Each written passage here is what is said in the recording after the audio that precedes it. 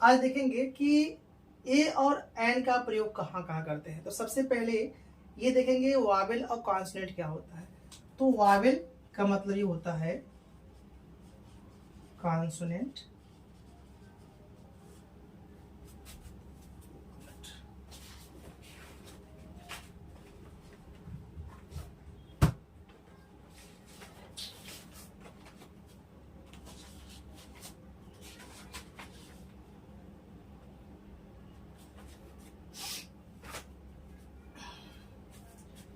देखिए ए और एन का प्रयोग जानने से पहले इसके बारे में जानना जरूरी है। देखिए टोटल जितना अल्फाबेट होते हैं पता होगा 26 होते हैं ए टू जेड। 6 यहाँ पर 26 जो है लेटर होते हैं, जिसमें कुछ वावेल्स होते हैं और कुछ कॉन्सोनेंट होते हैं। वावेल कितने होते हैं? 5, ए ई आई ओ यू। और बाकी इसके अलावा जितने बचे हैं वो क्या होते हैं? कॉन्सोनेंट होते हैं। मतलब 21 कॉन्सोनेंट होते हैं और 5 यहाँ वावेल होता है। ये वावेल क्या होता है? ऐसे लेटर्स जो किसी अन्य लेटर्स की आवश्यकता से ना बोला जाए, मतलब उसका उच्चारण करना है तो किसी अन्य अक्षर की आवश्यकता ना पड़े, किसी अन्य लेटर्स की आवश्यकता ना पड़े, वो कहलाता है वावेल। ठीक ऐसे यहाँ पर कॉन्सोनेंट जो होता है, इसे व्यंजन कहते हैं, इसे कहते हैं स्वर, इसे कहते हैं व्यंजन। तो व्यंजन जो होता है इसका प्रत्येक वह लेटर्स जो बिना इसके, मतलब इसमें कोई ऐसा लेटर्स ही नहीं है जो बिना इसके बोल सके। तो ऐसे लेटर्स जो वावेल की सहायता से बोले जाते हैं या उनका उच्चारण वावेल की सहायता से होता है, उसे कहते हैं कॉन्सोनेंट।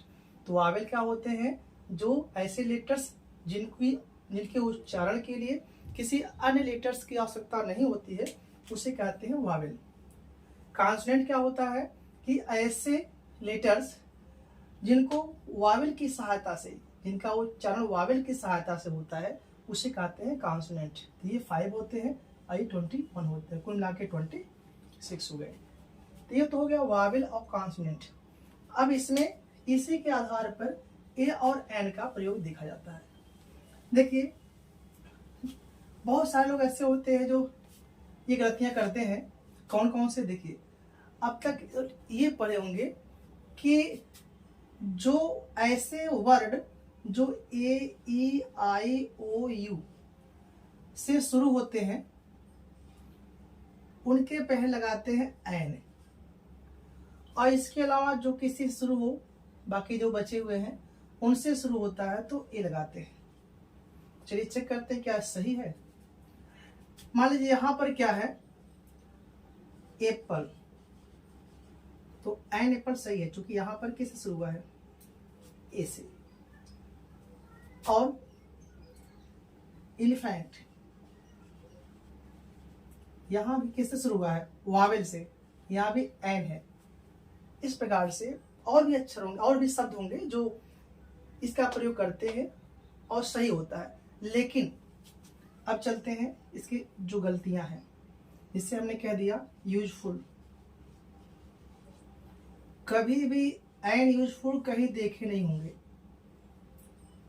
आवर, कभी भी ए आवर, सॉरी यहाँ पे अभी रहने दीजिए क्योंकि इसी का प्रयोग बताना अभी। कभी भी यहाँ पर एन यूजफुल नहीं देखेंगे। और देखिए यूनिवर्सिटी, कहीं भी एन नहीं देखेंगे, ये यूनिवर्सिटी देखेंगे। अब क्यों ऐसा है और देख लीजिए। ये तो हो गया कि एन, भाई देखिए यू क्या है? वावेल है। यू क्या है? वावेल है।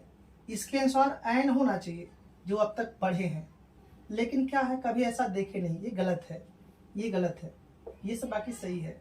तो हमेशा ये नियम फॉलो नहीं होता है कि आप जो वावेल से शुरू होता है उसके पहले आप एन लगाएं, हमेशा सही नहीं होगा। इसी प्रकार से ए का देखिए, जैसे बॉय आ गया, चूंकि ये कॉन्सोनेंट है तो ए बॉय लिखते हैं, सही है। उसके बाद डॉग आ गया, भाई डी क्या है? यहाँ कॉन्सोनेंट है तो स्वाभाविक है यहाँ पर ए रहेगा। अब यहाँ बात करते हैं आवर की, तो यहाँ क्या आ गया, यच। यच क्या है, कॉन्सोनेंट है, तो जाहिर सी बात है यहाँ पर ए होना चाहिए, लेकिन कभी आप ये नहीं देखेंगे। और बात करते हैं ऑनेस्ट, भाई यहाँ पर यच है, इसके अनुसार तो यहाँ पर ए होना चाहिए, नहीं कभी आप ये नहीं देखेंगे। जहां देखोगे एन ऑनेस्ट होता है, एन आवर होता है। और देख लीजिए यम ए, भाई यम क्या है, कॉन्सोनेंट है, तो इसके अनुसार ए होना चाहिए, लेकिन कभी भी यम ए के पहले ए नहीं होता है, एन होता है।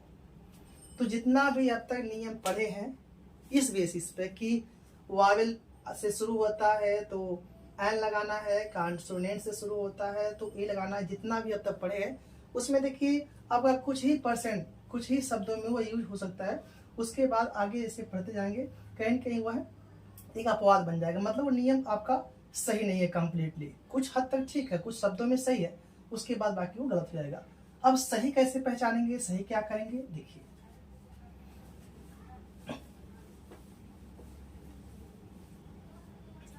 देखिए अब तक क्या देखें कि क्या गलतियां थी।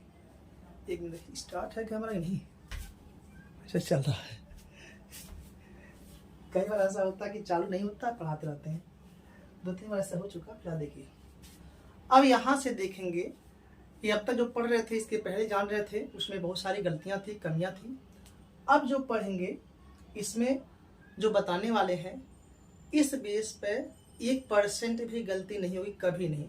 और ना अब वावेल की आवश्यकता है ना कॉन्सोनेंट की, बस आवश्यकता क्या है, आपको ये हिंदी में वावेल मतलब हिंदी में स्वर होता है ए आ ई ए ऐ, मतलब जितने भी सब होते हैं ओ औ, जितने भी होते हैं आप उसी को ध्यान रखना है, हिंदी को ध्यान देना है, इंग्लिश पे विशेष नहीं ध्यान देना है, हिंदी पर ध्यान देंगे। अब कैसे ध्यान देंगे, देखिए अगर आपको लिखना है एप्पल तो A double P L A, इसको पहले हिंदी में पढ़ेंगे एप्पल। अगर हिंदी का स्वर इसके पहले अक्षर से मिल गया, अगर हिंदी के स्वर में है तब समझिए स्वर की तरह, जहाँ स्वर होता है वहाँ ऐ लगाते हैं, तब आपका ऐन है। अब यूजफुल अगर देखा जाए, यूजफुल इसको लिखिए यूजफुल। अब पहले शुरुआत किसका हुआ, ये से, और ये जो है हिंदी का कॉन्सोनेंट है, व्यंजन है, स्वर नहीं है। जब स्वर नहीं है क्या होगा, ए, हमेशा ए यूजफुल होता है। यूनिवर्सिटी ये क्या है, अगर देखा जाए इंग्लिश के अनुसार, देखा जाए इंग्लिश के वावेल के अनुसार तो वावेल है, तब तो ए लगना चाहिए, लेकिन नहीं, जब इसको लिखते हो तो ऐसे लिखते हैं यूनिवर्सिटी। तो इससे शुरुआत किससे हो रही है, हिंदी का जो कॉन्सोनेंट है उससे शुरुआत हो रहा है। अब कॉन्सोनेंट से जब शुरुआत होता है तो कभी भी ए नहीं लगाते हैं, ए लगाते हैं। और देखिए एम ए होता है, एम पी होता है, तो ये सब क्या होता है।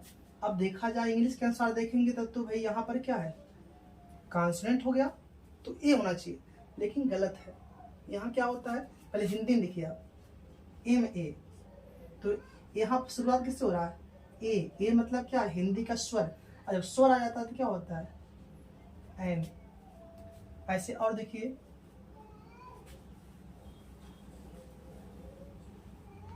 इंक पॉट, इंक पॉट में क्या है, आई आ गया, लेकिन इसको पहले क्या करेंगे, लिखेंगे इंक। अब ई किस में आ गया, हिंदी के स्वर में आ गया। जब हिंदी के स्वर में आ गया तब सही है, स्वर में आ गया तब क्या करेंगे, एन। ठीक। और देखिए यहाँ पर ये जो होता है आवर, देखिए जैसे यहाँ पर आवर है, तो अगर इंग्लिश के अनुसार देखा जाए तो ये यच क्या है, ये यहाँ पर कॉन्स्टेंट है, और कॉन्स्टेंट के अनुसार यहाँ पर ए होना चाहिए, लेकिन ऐसा नहीं है। इसको पहले हिंदी में आप लिखिए, इसको लिखते हैं आवर, आवर। तो ए क्या आ गया, ए आ गया स्वर। अब जब हिंदी के स्वर से मिल गया तो यहाँ पर एन लगाएंगे। बस यही एक ही रूल है, हमेशा कि जब भी जो भी अक्षर लिखा गया हो उसको पहले आप हिंदी में उच्चारण करेंगे। अगर उसका उच्चारण हिंदी के स्वर से मिलता है तो एन लगाएंगे, अगर हिंदी के कॉन्सोनेंट से मिलता है तो ए लगाना। जैसे और देख लीजिए डॉग, मान लीजिए यहाँ पर डॉग लिखते हैं, इसका उच्चारण करेंगे तो डॉग है, तो क्या है ड आ गया, क्या है कॉन्सोनेंट है, क्या हो जाएगा ए हो जाएगा। ठीक, यहाँ पर ए हो जाएगा। इस प्रकार से ये रूल हमेशा ध्यान रखना है कि जो भी दिया रहेगा उसको पहले आपको पढ़ना है, उसको लिखना है। शुरुआत में अगर हिंदी का स्वर आता है तो एन लगाना है, अगर हिंदी का कॉन्सोनेंट मतलब इसका व्यंजन आता है हिंदी में तो क्या करेंगे ए लगाएंगे।